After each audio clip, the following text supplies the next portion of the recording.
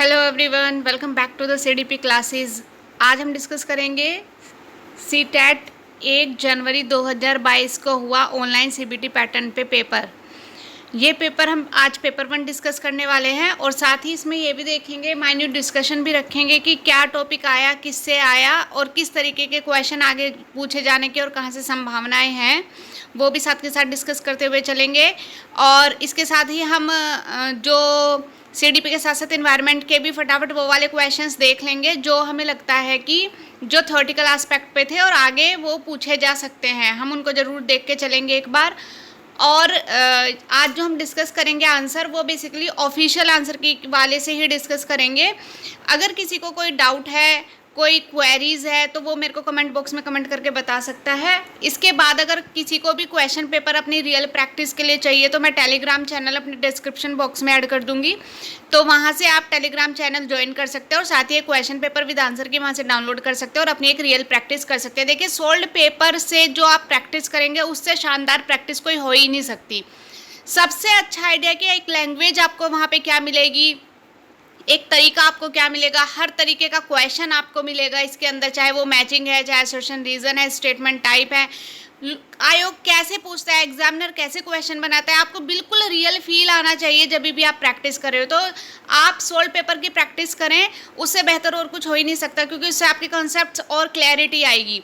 और देखिए, जो ये पेपर चले थे पिछली बारी, लगभग 25 के आसपास पेपर हुए हैं एक स्ट्रीम में, तो हम सभी पेपर्स को ऑल्टरनेट डेज पे या डेली डिस्कस किया करेंगे। तो अगर किसी को कोई टाइम सूटेबल है, अगर मेजॉरिटी कुछ होती है तो मैं उस पर्टिकुलर टाइम पे अवेलेबल रहूँगी, अदरवाइज़ हम 9, साढ़े 9, 10 बजे तक अपनी क्लास क्या करेंगे डेली बेसिस पे। चलिए फटाफट क्वेश्चन देख लेते हैं without wasting any time.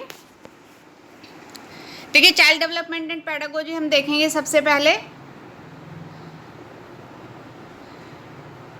Number of question 30 आते हैं, 30 ही मार्क्स के होते हैं, ये आप ध्यान रखिएगा। सबसे पहला क्वेश्चन आपकी स्क्रीन पर, निम्न में से कौन यह नियम सुझाव देता है कि शरीर के विभिन्न अंग के विभिन्न चरणों में भिन्न भिन्न दरों से विकसित होते हैं। ये हम पढ़ के आए हैं, डे 1 में हम पढ़ के आए हैं। देखिए, किसी को भी अगर कोई डाउट है तो डे 7 तक की हम क्लासेस अटेम्प्ट कर चुके हैं, वो प्लेलिस्ट में जाकर उनको देख सकता है, उससे बाहर कुछ भी नहीं आया है। चलिए, विकास एक आयामी होता है? बिल्कुल नहीं होता है एक आयामी। एक दिशीय भी बिल्कुल नहीं होता। असतत प्रक्रिया है क्या? ये तो कंटिन्यूअस प्रोसेस है, तो असतत का तो कोई मतलब ही नहीं है। और विकास की दिशा अधोगामी शीर्षगामी होती है, बिल्कुल सही बात है। देखिए, विकास की दिशा अधोगामी शीर्षगामी होते हैं। हम पढ़ के आए हैं सिफेलोकोडल, प्रॉक्सिमोडिस्टल, ये हम पढ़ के आए हैं। सिफेलो, सिर से पैर तक जो विकास की चरण है, प्रॉक्सी सेंटर से चारों तरफ की जो क्रिया होती है। तो D is the correct answer, यानी 4th करेक्ट आंसर है यहाँ पे। चलिए सेकंड क्वेश्चन फटाफट देख लेते हैं। देखिए, अभी हम हिंदी इंग्लिश मीडियम किसी में भी देख रहे हैं, अगर किसी को स्टूडेंट्स को किसी को भी किसी दूसरे स्ट्रीम में चाहिए तो वो फटाफट, ये दोनों हिंदी इंग्लिश दोनों मीडियम में है, वो अपना देख सकता है क्वेश्चन पेपर। हाँ, मेजोरिटी अगर कोई होती है तो आगे से मैं मेजोरिटी वाले सेक्शन को हम लोग डिस्कस किया करेंगे।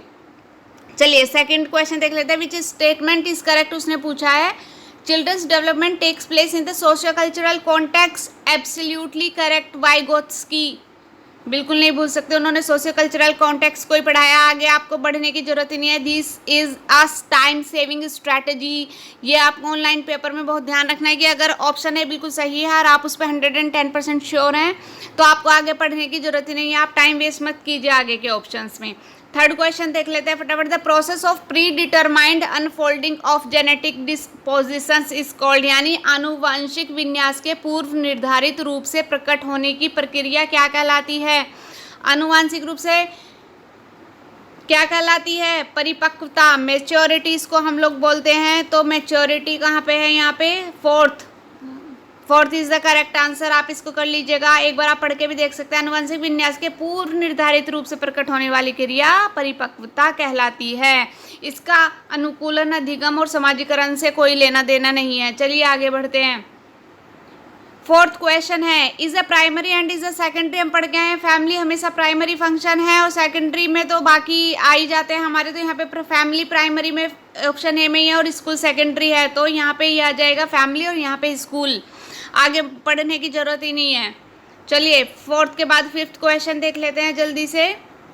लॉरेन कोलबर्ग के अनुसार 7-8 वर्षीय बच्चों में नैतिक कार्य, लॉरेंस ने जो बात की थी नैतिकता के बारे में बात की थी, और इनके अनुसार पढ़ के देखिए जरा, सामाजिक व्यवस्था बनाए रखना, सामाजिक अनुबंध बनाए रखना, दंड और आज्ञा पालन, सार्वभौम। उन्होंने कहा था क्या है आधार लेने का निर्णय, 7 से 8 वर्षीय बच्चों में नैतिक निर्णय। देखिए दंड और आज्ञा पालन को फॉलो करते हैं, ये हमने लॉरेंस कोलबर्ग में पढ़ा है। डे 4 या डे 5 होगा, आप देख लीजिएगा जाके एक बारी।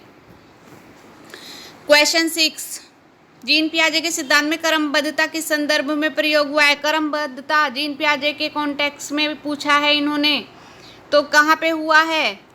वस्तुओं को किसी एक आयाम जैसे लंबाई पर आधारित क्रम देना, क्रमबद्धता लंबाई पर आधारित क्रम देना, बिल्कुल सही है। देखिए आगे बढ़ने की जरूरत ही नहीं है, इसका first is the correct answer, और ये भी हम जीन पियाजे में पढ़ के आए हैं। 7वां क्वेश्चन देख लेते हैं। नसीमा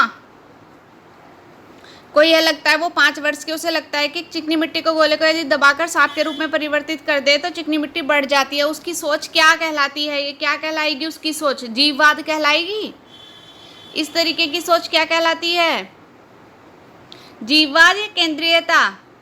देखिए बाकी 2 ऑप्शन तो है ही नहीं, जीववाद और केंद्रीयता में देखिए जीववाद नहीं हो सकता यहाँ पे, क्योंकि यहाँ से जीव का कोई लेना देने। केंद्रीयता वो सेंट्रल फोकस, सेंट्रेशन की बात कर रही है, वो अपने दिमाग में उसने बना लिया है कि भाई ये तो जो कॉन्सेप्ट है वो जीन पियाजे के अनुसार वो सेंट्रल मतलब केंद्रीयता का कहते हैं कि जिससे एक बच्चा पहले से ही पूर्वाग्रह में परिवर्तित कर ले अपनी सोच को।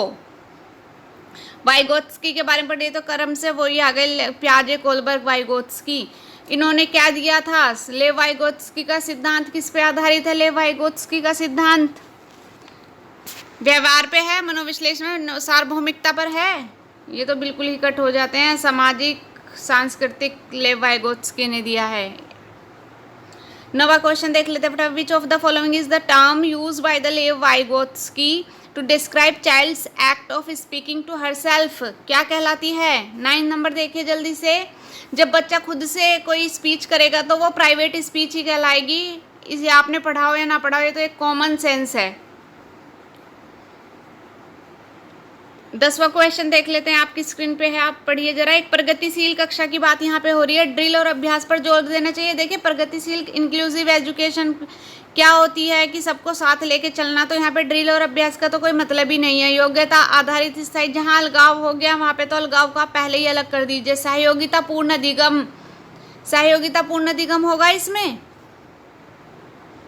जल्दी देखिए, ये सहयोगिता पूर्ण अधिगम ही होगा। प्रगतिशील कक्षा क्या होती है कि सबको साथ लेके बढ़ना। 11वां क्वेश्चन देख लेते हैं फटाफट। A child has the ability to understand the intentions and desires of other. The child has spatial, spatial एक दूसरी तरीके की रीजनिंग होगी जो 3 डायमेंशनल होती है, इंटरपर्सनल। टू अंडरस्टैंड, वो क्या कर रहा है कि has the ability to understand the intentions and desires of other, तो अगर अदर की होगी तो क्या कहलाएगी वो?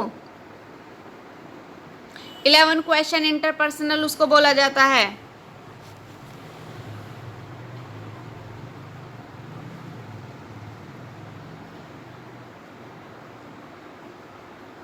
बारहवां क्वेश्चन देख लेते हैं जल्दी से, राष्ट्रीय शिक्षा नीति के ऊपर है।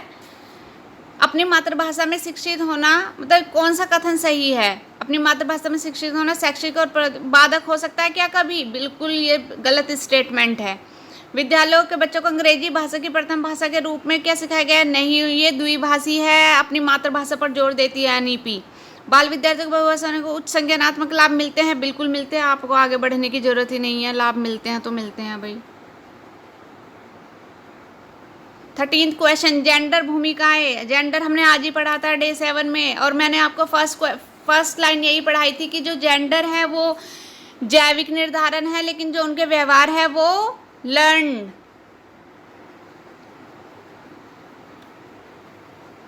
अधिग्रहित, लर्न मतलब अधिग्रहित। चलिए आज की क्लास हुई थी, आप उसमें देख सकते हैं एक बारी जाके। 14th नंबर का क्वेश्चन देख लेते हैं जल्दी से। देखिए टाइम वेस्ट नहीं करना है बिल्कुल भी। सतत एवं समग्र मूल्यांकन का प्राथमिक उद्देश्य है। सतत एवं समग्र मूल्यांकन का छात्रों के प्रदर्शन को एक दूसरे से तुलना करके एक सतत समग्र मूल्यांकन नहीं हो सकता। छात्रों की समझ को आंकना और पाठ्यक्रम तथा शिक्षा शास्त्र को उसके अनुसार रूपांतरित करना बिल्कुल सही है, आगे पढ़िए ही मत। Second is the correct answer. 15th question देख लेते हैं। देखिए स्टेटमेंट टाइप का है। सेंटेंस को पूछ रहे हैं कि मूल्यांकन पद्धति तय करने से पहले एक शिक्षक को किन बातों का ध्यान रखना चाहिए। मेरे अलावा इन परिणामों का उपयोग कौन करेगा, ध्यान रखना चाहिए, उसको बिल्कुल रखना चाहिए, सही है। विशिष्ट छात्रों के अधिगम वक्र का पता लगाने का सर्वोत्तम, उसको बिल्कुल ध्यान रखना चाहिए। उसकी क्लास में किस किस तरीके के बच्चे हैं। कौन सा तरीका अध्यापिका को स्वयं के शिक्षा शास्त्र चिंतन पर मदद करेगा, ये भी बिल्कुल सही है। देखिए कहीं निगेटिव सेंस की बात ही नहीं आ रही, तो सारे ही सही हैं। कौन सी विधि छात्र को उच्चतम अंक पाने में मदद करेगी, ये भी बिल्कुल सही है। तो हमारे ए इज द करेक्ट आंसर, क्योंकि यहाँ पे हमारे चारों आंसर सही हैं बिल्कुल। चलिए 16 क्वेश्चन की तरफ बढ़ते हैं। समावेशी शिक्षा, इंक्लूसिव एजुकेशन, सबको साथ लेके चलने वाली शिक्षा, ठीक है। तो 16 नंबर पे आर्थिक रूप से कमजोर को जब सबको साथ लेके तो खाली ईडब्ल्यूएस को थोड़ी ना कराएंगे, अपने आप ही कट हो जाता है। दिव्यांग छात्रों को सिर्फ विशेष विद्यालयों में शिक्षा दी जाए ऐसा भी नहीं है। सरकारी विद्यालय अंग्रेजी भाषा पढ़ी जाए ऐसा भी नहीं। योग्यता से परे होकर गुणवत्ता शिक्षा उपलब्ध करी जाए, बिल्कुल सही है। 4th is the correct answer here. 17 number, पढ़ाते समय एक असर्शन रीजन दिए हुए हैं, उसी के पढ़ाते समय शिक्षक को पाठ्य सामग्री को दर्शाने हेतु तो विभिन्न तरीके अपनाने चाहिए, क्या ये सही है, बिल्कुल सही है। शिक्षक को अधिगमकर्ताओं की विविध आवश्यकताओं हेतु अपने शिक्षा शास्त्र को उनके अनुकूल बनाना का सही विकल्प चुनना चाहिए, बिल्कुल सही है। तो is the correct answer and R is the correct explanation of A. 18 number पे आ जाइए जल्दी से। A child facing regular difficulty in writing, आगे पढ़ोगे क्या, राइटिंग की डिफिकल्टी, डिस्ग्राफिया,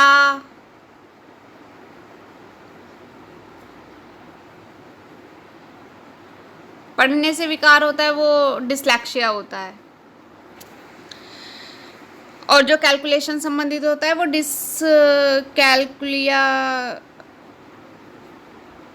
तो सबके अलग अलग हैं, वो भी क्लास आएगी आगे, तो आपको एक दिन में सारी चीज़ें याद हो जाएंगी। तो अगला क्वेश्चन देखिए जल्दी से। 19 नंबर का है। विद्यार्थियों में व्यक्तिगत विभिन्नताएं को पूरी करने के लिए शिक्षक को क्या करना चाहिए। मानकीकृत पद्धतियों का आकलन और तरीके से उपयोग करना चाहिए, बिल्कुल सही नहीं है। उपागम और मूल्यांकन विविध साधनों का उपयोग कर सकते हैं, बिल्कुल सही बात है। रटन आधारित तो कुछ होता ही नहीं, और पेपर पेंसिल आधारित का इसमें कोई काम नहीं है, तो second is the correct answer. 20th number, सृजनात्मकता, क्या होती है सृजनात्मकता, क्रिएटिविटी, कौन सा लक्षण है सृजनात्मकता का,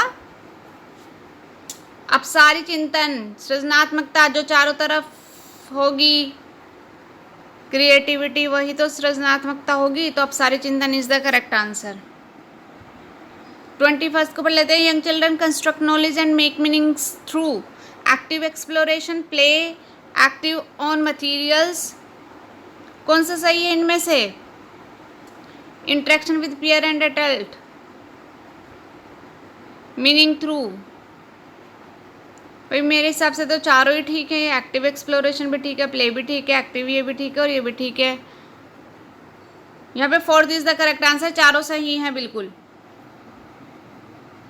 चलिए 21 नंबर को देखिए। छोटे बच्चे ज्ञान की संरचना और अर्थ किस प्रकार निकालते हैं। छोटे बच्चे ज्ञान की संरचना और अर्थ किस प्रकार निकालते हैं। सक्रिय अन्वेषण द्वारा, खेल दो, अच्छा ये तो हो गया हमारा, हम पढ़ के आए हैं अभी, इसमें तो चारों सही हैं। 22 नंबर क्वेश्चन देख लेते हैं। एक अध्यापिका बच्चों को फ़ोन नंबर रटने के लिए ग्रुपिंग में नंबर याद कराती है, तो ग्रुपिंग में नंबर याद करना क्या कहलाएगा। भाई ग्रुपिंग में याद करना तो खंडीकरण ही कहलाएगा ना। सेगमेंटेशन, जब सेगमेंट करके ही याद करा रही है तो कोई बात ही नहीं, वो कोडिंग नहीं कर रही, डिकोडिंग नहीं कर रही, सेगमेंटेशन कर रही है बस, तो segmentation is the correct answer. 23rd question देखिए आपकी स्क्रीन पर है। निम्न में अधिगम की कौन सी दशा पर विद्यालयों में सबसे अधिक बल देना चाहिए? परिवेश से सहभागिता द्वारा कौशलों का अर्जन या विषय वस्तु रटना, निष्क्रियण। ये तो आप अगर नहीं भी आता ना आपको टॉपिक तो आप बिल्कुल ही कट कर दीजिए इन पे। तो यहाँ पे परिवेश से सहभागिता द्वारा कौशलों का ज्ञान और अर्जन, जहाँ पॉजिटिविटी की बात हो वही आंसर है बस। अगर कहीं कभी तुक्का भी लगाना पड़ जाए तो आप निगेटिव वाले तो सारे ही माइनस कर दीजिए। चलिए 24 नंबर का क्वेश्चन देख लेते हैं। 24 में हमें बताना है कि निम्न में से कौन सा युग्म सामाजिक संरचनात्मक उपागम के अनुसार छात्रों के पढ़ने को सुसाध्य करता है। ठीक है। सलमा विद्यार्थियों को नए शब्द सिखाने के लिए फ्लैश कार्ड का उपयोग करती है और उनके सही उत्तर देकर उन्हें टॉफी देती है। तो क्या ये सामाजिक संरचनात्मक उपागम होगा? इसमें तो समाज संरचनात्मक का कोई वर्णन ही नहीं है। परामति विविध प्रकार की पुस्तकें अपने विद्यार्थियों को पढ़ने के लिए देती है। जो विद्यार्थी एक विशिष्ट पुस्तक पढ़ते हैं उन्हें नियमित रूप से पुस्तक पर परिचर्चा करने के लिए कहते हैं। तो कुछ हद तक सही है, यहाँ तो हो भी रहा है। अरुंधति नए शब्दों का अर्थ समझने के लिए संदर्भ में संबंधित संकेतों के इस्तेमाल में देखिए, संकेतों के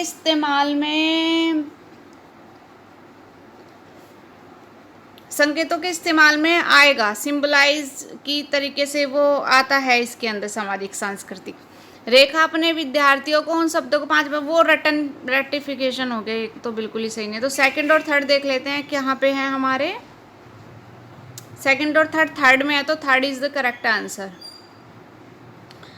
चलिए 25 क्वेश्चन देख लेते हैं। एक शिक्षक होने के नाते आप अपने छात्रों को समस्या समाधान क्षमताओं से किस प्रकार सुसाध्य करेंगे? अपने विद्यार्थियों में डर की भावना, ये तो मैंने कहा नहीं भी आता तो ऐसे तो आप बिल्कुल ही हटा दीजिए, फिर जो बचेगा उसमें से आप देख सकते हैं आराम से। समस्याओं के हल हेतु अटल तरीके से, बिल्कुल ये सही है। 25 में पूछा क्या है, लेकिन एक शिक्षक होने के नाते आप अपने छात्रों समस्या समाधान किस प्रकार सुसाध्य कर सकते हैं? एबिलिटीज़ को किस तरीके से डेवलप करेंगे? डर की भावना तो कट ही हो जाता है हमारा। ठीक है। उसके बाद समस्याओं के हल अटल तरीके, नहीं, अटल तरीके का यहाँ पे कोई समरूपों के इस्तेमाल को बढ़ावा देकर ही सही होगा। अटल तरीका एक को आता है एक को नहीं आता, वो तो सही नहीं रहेगा फिर यहाँ पे। 26 नंबर देखिए, निम्नलिखित में से कौन सा सार्थक अधिगम को सुसाध्य करेगा? सार्थक अधिगम कक्षा में संदर्भ रहित अधिगम को बढ़ावा देकर या एक समस्या पर विविध तरीकों से विचार करने पर? ये तो पढ़ के ही सही लग रहा है, आगे बढ़ने की जरूरत ही नहीं है। 27 Students are likely to experience the emotion of when they attribute internal factors to explain their success at task। तो गर्व महसूस करेंगे वो तो जब इस तरीके की प्रक्रिया होगी, तो गर्व हमारा कहाँ में आएगा? प्राइड में। ठीक है। बाकी तो वैसे भी निगेटिव है, मैंने कहा निगेटिव तो आप हटा ही दो। 28 नंबर, शिक्षा के प्राथमिक स्तर पर बहुसंवेदनीय उपागम के इस्तेमाल को प्रोत्साहित करना चाहिए। बहुसंवेदनीय यानी कि multi sensory approach, it makes learning more effective. भाई प्लस है तो इसको तो चलो टिक कर लेते हैं, एक बार इसमें आगे पढ़ लेते हैं क्योंकि ये बहुत बेसिक सा फैक्ट है। It gives opportunity to exclude, again minus आ गया, एक्सक्लूड तो हटा ही दो आप। It saves lot of instructions, time of teacher, यहाँ पे भी माइनस ही आ गया। लास्ट का देख ले, it yields to docility among children, यानी कि यह बच्चों में आज्ञापरायणता पैदा करता है, ऐसा कुछ नहीं है। यह अधिगम को और अधिक प्रभावशाली बनाता है, यही बेसिक फैक्ट ठीक है इसमें। 29 नंबर को देखिए जल्दी से। बच्चे अक्सर विभिन्न संकल्पों के बारे में वैकल्पिक संकल्पनाएं और भ्रांतियां गठित कर लेते हैं। इस संदर्भ में निम्न में से कौन सा कथन सही नहीं है? देखिए यहाँ पे सही नहीं है पूछा है, तो अब आप निगेटिव देख सकते हैं, क्योंकि जब पूछा ही निगेटिव जाए तो आप निगेटिव अप्रोच ही लगाएंगे जब तक निगेटिव नहीं पूछा जाता। बाकी कहीं भी आप निगेटिव अप्रोच नहीं लगाएंगे। एक अध्यापिका को बच्चों द्वारा गठित वैकल्पिक संकल्पनाओं और भ्रांतियों को सख्त रूप से हतोत्साहित, अगेन एक निगेटिव वर्ड है, तो आगे बढ़ने की आपको जरूरत ही नहीं है। First is the correct answer. 30th और लास्ट क्वेश्चन देख लेते हैं सीडीपी का। निम्न में से अधिगम का कौन सा परिप्रेक्ष्य कहता है कि ठोस प्रलोभनों और पुरस्कारों द्वारा विद्यार्थियों को सीखने के लिए अभिप्रेरित किया जा सकता है? मानवतावादी या व्यवहारात्मक, संज्ञानात्मक या सामाजिक संस्कृति? ये कह रहा है view of learning explains that tangible incentives and rewards motivate students for learning. तो वो ह्यूमनिस्टिक होगा। देखिए कॉग्निटिव और सोशो कल्चरल तो यहाँ पे होगा ही नहीं। ह्यूमनिस्टिक और बिहेवियरल व्यू ऑफ लर्निंग आप पढ़ लगा के देख लीजिए कि मानवतावादी होगा या व्यवहारवादी होगा। टेंजिबल इंसेंटिव्स की बात हो रही है तो यहाँ पे बिहेवियरल ही होगा, व्यवहारात्मक। ठीक है, ईवीएस के क्वेश्चंस देख लेते हैं जल्दी से एक बार, क्योंकि वो उसमें कुछ क्वेश्चंस ऐसे कॉमन होते हैं जो हमेशा ही पूछे जाते हैं भाई, क्योंकि उसका तो बहुत सिलेक्टेड सिलेबस है ना। सीडीपी फिर भी वाइड है। ईवीएस में ये वहीं से पूछते हैं जो ईवीएस एनसीईआरटी पढ़ाती है वो, और वो बहुत सिलेक्टेड सिलेबस है, तो उसमें बाहर ना कुछ बनाने के लिए है ना कुछ देखने के लिए, तो घुमा फिरा के चीज़ें जो बनेंगी वो वहीं से बनेंगी। 61 क्वेश्चन पे आ जाओ। 61 क्वेश्चन से हमारा ईवीएस स्टार्ट है।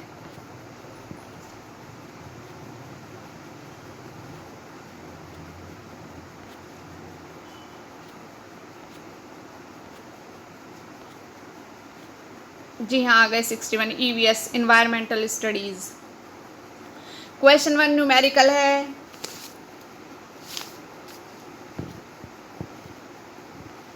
62 भी न्यूमेरिकल है।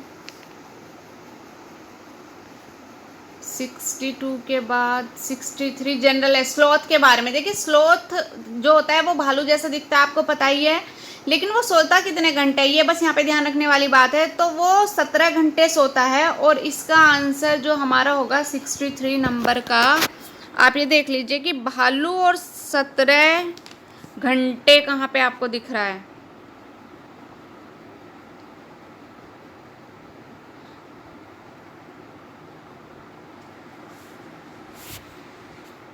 फोर्थ ऑप्शन में है ये हमारा। स्लोथ भालू जैसा दिखता है और 17 घंटे वृक्ष की शाखा पर उल्टे लटक कर सोता है। चलिए आगे 64 क्वेश्चन देखिए। When you pour milk through a piece of cloth, जब एक दूध को आप कपड़े से छानते हैं और क्रीम्स उसमें रह जाती है, इस सेपरेशन मेथड को क्या कहेंगे? फिल्ट्रेशन ही बोलेंगे। कपड़े से छान रहे तो फिल्ट्रेशन ही बोलेंगे उसको। 64 के बाद आप 65 देखिए, ये अगेन न्यूमेरिकल है, छोड़ दीजिए इसको। 66 पे आ जाओ। A group of 3 states having Bay of Bengal on one side. 66 ये कह रहा है कि 3 राज्यों का वह समूह जिनके किनारे पर बंगाल की खाड़ी है। ओडिशा, आंध्र प्रदेश और तमिलनाडु देख लीजिए कहाँ पे है। ओडिशा, आंध्र प्रदेश, तमिलनाडु, ये रहा। देखिए एक मैप जरूर देखिएगा, क्योंकि इसमें ना क्वेश्चन मैप से बहुत बनते हैं। 4th 5th में मैप है भी ईवीएस की क्लास में, वो हर चीज़ें मैप के थ्रू ही पढ़ाते हैं, तो एक बार आप मैप देख लीजिएगा, इसमें आप के मैक्सिमम क्वेश्चन तो उसी से हो जाएंगे। नेक्स्ट क्वेश्चन देख लेते हैं। मान लीजिए आप मध्य प्रदेश में हैं, तो किस राज्य के सापेक्ष किस दिशा में हमारे सर्वाधिक जंगल हैं? तो जो हमारे सर्वाधिक जंगल हैं वो, एक सेकंड देख लीजिए, 67 नंबर है, और सर्वाधिक जंगल हमारे उत्तर पूर्व की स्थिति में है।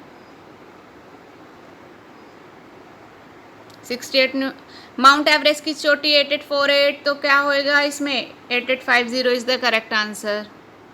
ये तो पता ही है सबको। शूटिंग स्टार मीटियोर्स होता है, ये भी पता ही है, इसमें तो कोई बात ही नहीं है। 3rd is the correct answer.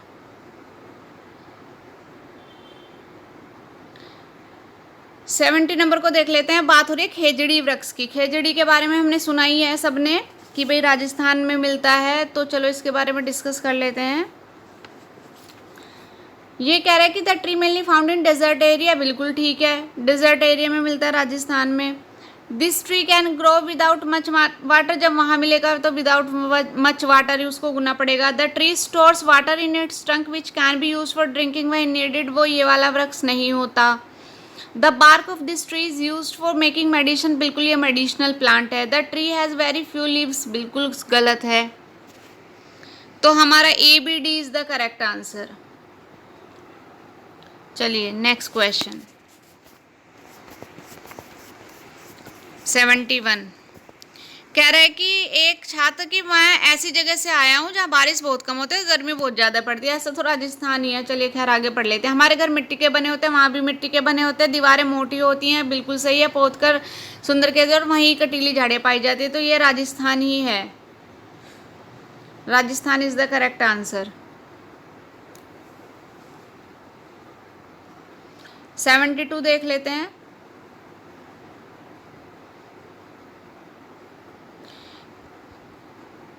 वहाँ ये भी एक छात्र के संदर्भ में, मैं जिस जगह से आया हूँ वहाँ के लोग सरसों के तेल में बनी मछली तो कहाँ खाई जाती है? गोवा में? नहीं, गोवा में तो नारियल के तेल में बनी हुई खाई जाती हैं। कश्मीर यहाँ पे सही है। 73 को देखिए बहुत ध्यान से, थोड़ा सा कंफ्यूजिंग है। कोई वयस्क हाथी एक दिन में 2 क्विंटल से भी अधिक हरे पत्ते और झाड़ियाँ खा सकता है? नहीं भाई, ये बिल्कुल सही नहीं है। अत्यधिक भारी होने के कारण ज़्यादा आराम करते हैं? ऐसा भी नहीं है। 3 महीने की आयु के हाथी का भार 200 kg होता है, ये सही है बिल्कुल। अधिकांश हाथी एक दिन में 9 से 10 घंटे सोता है, ये भी सही नहीं है। तो थर्ड यहाँ पे सही है। चलिए 74 देख लेते हैं। पुनर्चक्रण के किसका किया जा सकता है? देखिए पॉलीथीन बैग प्लास्टिक का पुनर्चक्रण नहीं हो सकता, तभी ये चीज़ें बैन करी जा रही है। तो यहाँ से ये हट गया, यहाँ से ये हट गया, यहाँ ये ठीक है। एक बार को लोहे की कील का हो जाता है देखिए, और प्लास्टिक का नहीं हो सकता। Third is correct answer year, क्योंकि जहाँ भी प्लास्टिक है वहाँ तो होगा ही नहीं, अपने आप ही एलिमिनेट हो रहे हैं प्लास्टिक डलने से ना। तो यहाँ पे थर्ड सही है हमारा। चलिए 75 देख लेते हैं। अच्छा, खाने पीने की बात आ गई भाई। छोले भटूरे कहाँ खाए जाते हैं सबसे ज़्यादा? पंजाब। सरसों के तेल में बनी मछली अभी पढ़ के आए हैं, कश्मीर। नारियल की, गोवा। यही देख लीजिए आप, ई ए डी कहाँ पे है? आगे बढ़ने की ज़रूरत ही क्या है?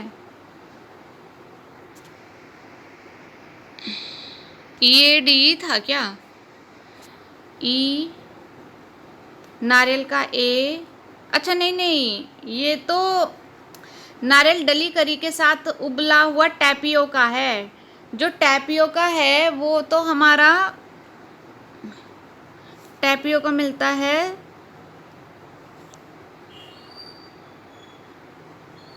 केरल। तो ई बी ये वाला सही है, फोर्थ इसमें आप टिक कर लीजिएगा। 76 पे आइए। अपनी कक्षा 4th के पर्यावरण अध्यक्ष के विद्यार्थियों के रचनात्मक यानी कि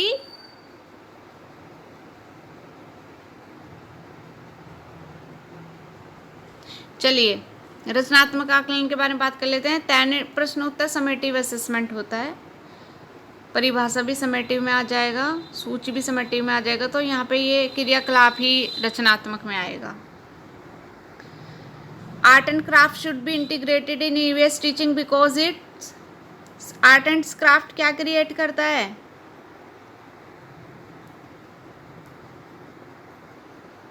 क्रिएटिविटी तो करता ही करता है, पीयर लर्निंग भी करता ही है, डिसिप्लिन नहीं करता। देखिए आर्ट एंड क्राफ्ट इंक्लूजन करता ही है। तो ABD आप देख लीजिए, 4th में है तो 4th is the correct answer. 77 देखिए जल्दी से। पर्यावरण अध्ययन के शिक्षण में कला एवं कौशल का समावेश करना चाहिए, अभी हम पढ़ के आए हैं 77, वही है ABD। 78 कक्षा 4 के विद्यार्थियों को थीम आश्रय के लिए कौन सी युक्ति पूछताछ को प्रोत्साहित करती है? 78 पूछताछ को कौन सी युक्ति प्रोत्साहित करेगी? ऑप्शंस देख लेते हैं। विद्यार्थियों को विभिन्न प्रकार के घरों के चित्र एकत्र करने के लिए कहना, नहीं ये सही नहीं है। विभिन्न प्रकार के आश्रयों का चित्र साझा करना, विभिन्न, थर्ड सही है इसमें। देखिए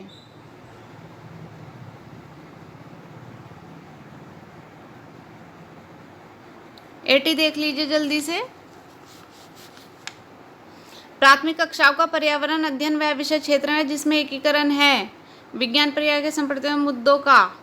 बिल्कुल सही है, आगे बढ़ने की जरूरत ही नहीं है। 80 देखिए जल्दी से।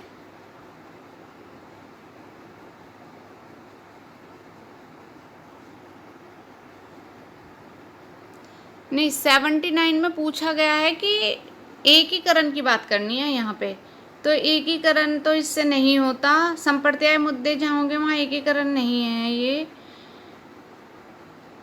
विज्ञान समझ वो तीनों के क्षेत्र में होगा तभी एकीकरण संभव है, क्योंकि क्वेश्चन में पूछा है कि प्राथमिक कक्षा, और प्राथमिक कक्षा में हमारे तीनों के संदर्भ में ही एकीकरण है पर्यावरण का, तो सही है। 4th is the correct answer here. 80 देख लेते हैं जल्दी से। निम्नलिखित में से प्राथमिक स्तर के पर्यावरण अध्ययन का क्या उद्देश्य है? पर्यावरण अध्ययन का उद्देश्य है लैंगिक भेदभाव संबंधी मुद्दों संवेदनशील बनाना। 81। शिक्षिका ने अपने विद्यार्थियों को भोजन के रूप में ग्रहण किए जाने वाले पौधों के विभिन्न भाग, जड़, तना, पुष्पों के नाम जानने के लिए परिवार से परामर्श करने के लिए कहा है। इस क्रियाकलाप की अभिकल्पना की गई अनुभवात्मक सीखने को प्रोत्साहित करने के लिए। बिल्कुल सही है, अनुभव से ही बच्चे सीखते हैं, तो आगे आपको पढ़ने की जरूरत ही नहीं है बिल्कुल भी। 82। दृष्टिबाधित विद्यार्थियों को पर्यावरण अध्ययन पढ़ाने के लिए कौन सी युक्ति सर्वोत्तम होगी? कक्षा में सहपाठी समूह बन नहीं, देखिए बात दृष्टिबाधित की चल रही है। कार्य को पूर्ण करने का अधिक समय दे, ये भी सही नहीं है। कार्य को बांटे और अलग अलग पढ़ाए, ये भी सही नहीं। स्पर्शी शिक्षण सामग्री ही एक दृष्टिबाधित के लिए सबसे ज़्यादा उपयोगी है, ये सही है इसमें।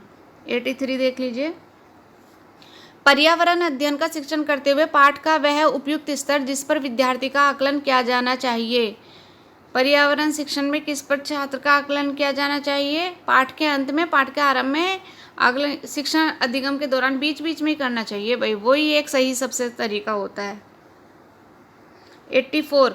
आपको अपने विद्यार्थियों के पर्यावरण अध्ययन परियोजना का आकलन करना है, उन्हें शीघ्र पुनर्निवेशन देना। आप आकलन के लिए किस साधन का चुनाव करेंगे? जब तुरंत की बात आ जाए, देखिए जब तुरंत की बात आ जाए तो वहाँ अवलोकन नहीं हो सकता, क्रम निर्धारण नहीं हो सकता, वहाँ पे जांच सूची ही काम करती है। 85। The objective of assessment of EVS learning is that. Objective of assessment 85 में देखिए, teacher gathers information about the students achievement. यही सही है। पर्यावरण अध्ययन में सीखने का आकलन, शिक्षक शिक्षार्थियों को उपलब्धियों के बारे में जानकारी एकत्र करे, यही सीखने का आकलन है। 86। Primary class will consist of which of the following stages according to NEP 2020 के अनुसार कौन सी प्राइमरी क्लासेस में कंसिस्ट होगा? 1st to 5th। 86। Preparatory stage नहीं, वो उससे भी पहली है। मिडिल स्टेज, फाउंडेशनल स्टेज, कौन कौन सी होगी? ये 2-3 को मिलके होगी। 86। प्रिपरेटरी भी होगी और फाउंडेशनल भी होगी। यहाँ मिडिल का कोई काम नहीं, क्योंकि बात हम 1st to 5th कर रहे हैं, तो ये दोनों होंगी, तो C is the correct answer, यानी 3rd option. A and C both are correct. बुनियादी स्तर और आरंभिक स्तर, यहाँ मध्य स्तर का कोई काम नहीं है इस लेवल में ना। Which of the following is not a process of skill at primary level? Not a process. Mapping, defining variable, testing hypothesis या recalling facts? कौन सा सही है? Hypothesis testing, not a.